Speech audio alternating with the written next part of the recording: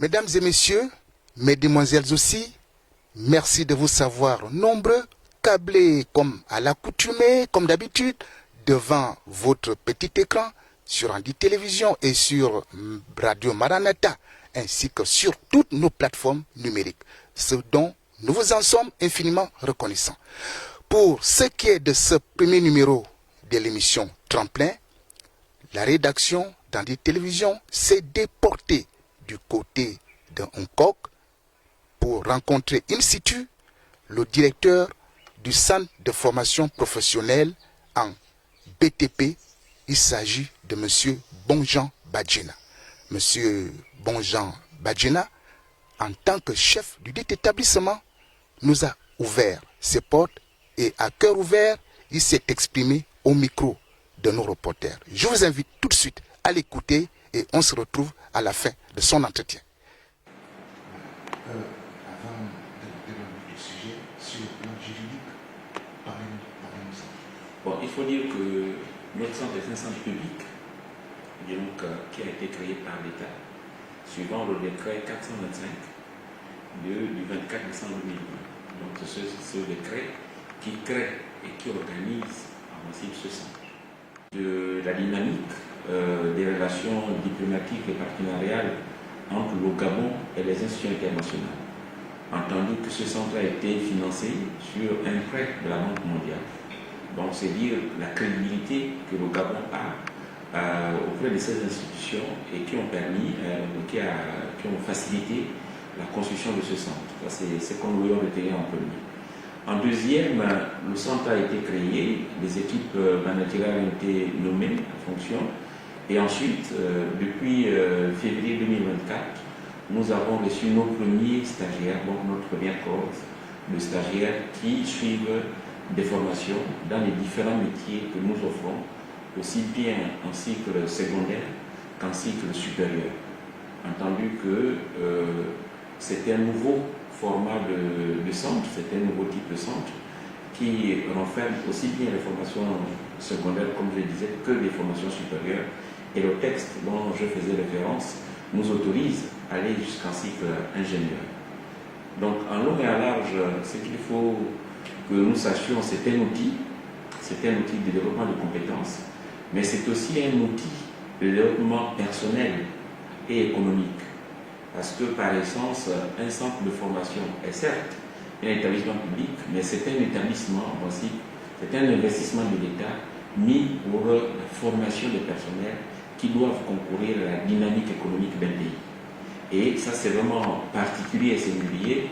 Et notre centre veut s'inscrire dans cette dynamique pour que nous soyons capables de pourvoir à main-d'œuvre qualifiée l'ensemble des entreprises qui opèrent dans les métiers du bois, du bâtiment et des travaux publics.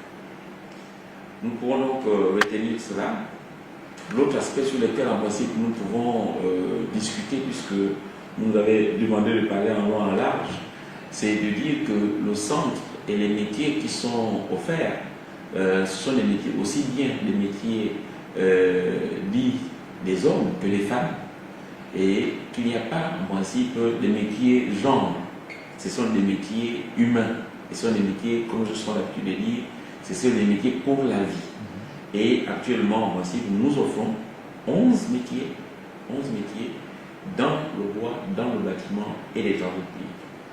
Pour ce qui est de ces métiers, nous avons donc des métiers aussi bien, pour ne pas en oublier certains, nous avons donc un BTS en construction civile, nous avons un BTS en énergie renouvelable, nous avons un BTS en construction bois. Donc le BTS, c'est essentiellement réservé à ceux qui sont titulaires d'un bac dans des spécialités distinctes et variées, mais qui concourent en principe dans ces différents BTS.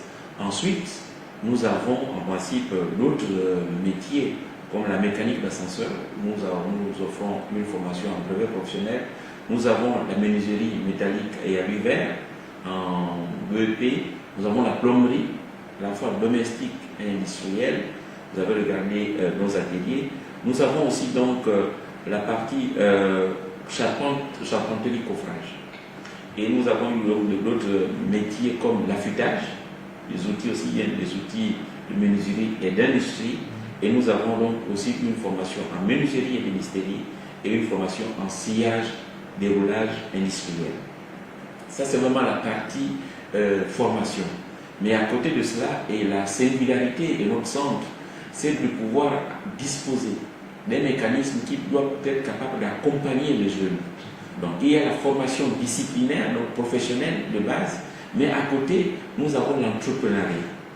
L'idée ici, c'est de dire que les jeunes qui rentrent dans notre centre, non seulement ils ont la formation disciplinaire, donc liée à un métier, mais ils ont aussi des notions d'entrepreneuriat qui sont déjà inscrites dans le cursus de formation, mais il y a aussi ce dispositif d'accompagnement.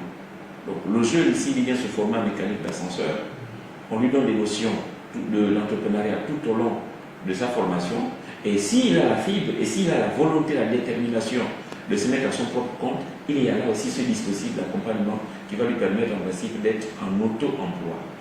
Donc lorsqu'on regarde ensemble, lorsqu'on regarde notre dispositif de formation actuel, ce que nous devons retenir, c'est de dire qu'il y a la formation disciplinaire ou professionnelle, certes, mais il y a ce mécanisme d'accompagnement.